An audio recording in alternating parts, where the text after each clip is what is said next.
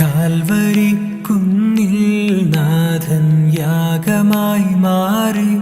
അന്നു കാൽനടയായി നാഥൻ മലമുകളേറി.